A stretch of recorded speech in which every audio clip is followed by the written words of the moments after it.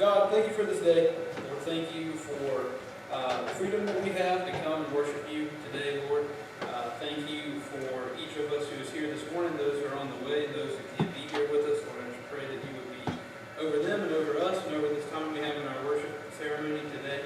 Lord, I pray over Sunday school that you would help us to have our hearts and our ears opened, and that you would come and visit with us there, and as well in the worship hour later on. I pray that you would help us to worship you first and foremost. Lord, thank you for Jesus and for what he's done for us on the cross. I pray that we never forget it. I just pray over this day today. We thank you for it and for who you are. Amen. All right. So we had birthdays and anniversaries last week. We had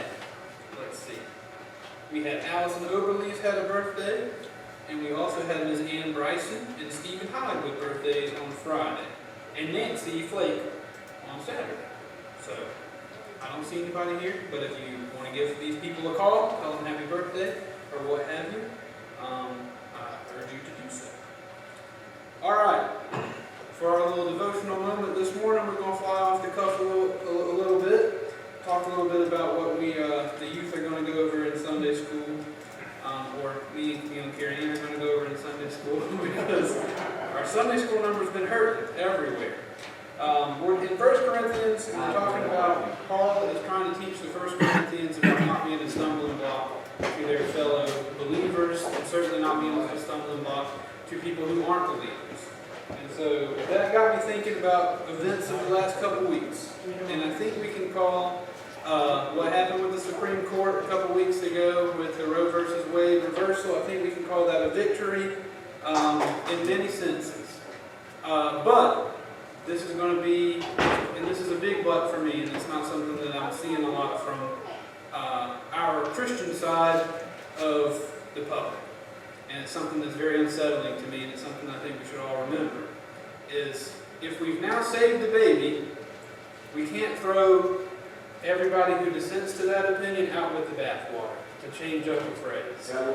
If we're going to call that a win, if you live your Christian life rubbing that win in the losers' faces, you miss the point. Amen. You goofed. Because the point is, we want to value the unborn life. That's scriptural, we believe that. But also, these people who are actively in full-on 1,000-degree fervent hate for the church because of this decision, they're also our priority as believers. There's no human on this planet that you can look at and say, that is my enemy, and I want them to get what they deserve, or whatever. Like, thank goodness we beat them. That's not how we're supposed to behave towards our fellow man. Even if they're screaming at you, telling you that they hate you. You don't have that luxury. We don't have that luxury to hate anybody back.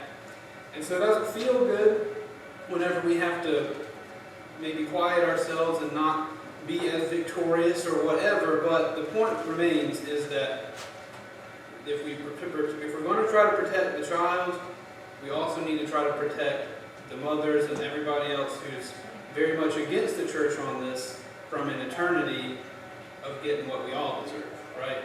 So I urge the church, because I see it's a victorious moment, it's a great thing for the church, but I have not seen publicly the Christian church on this other side.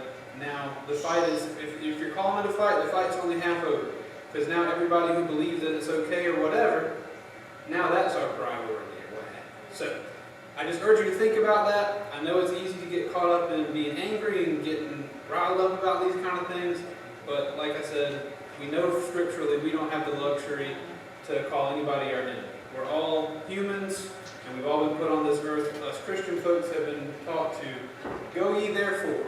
So that counts even those people who are against us on this issue. So, off the cuff, don't be a stumbling block. We're going to talk about that upstairs, but don't be a stumbling block to these people who believe differently than you by being a sore winner or whatever. The fight is only half done. We protected the one thing. Let's not toss everybody else out with the bathwater, okay? Hopefully that makes sense. Does that make sense? I feel like I talk a lot. Okay. All right.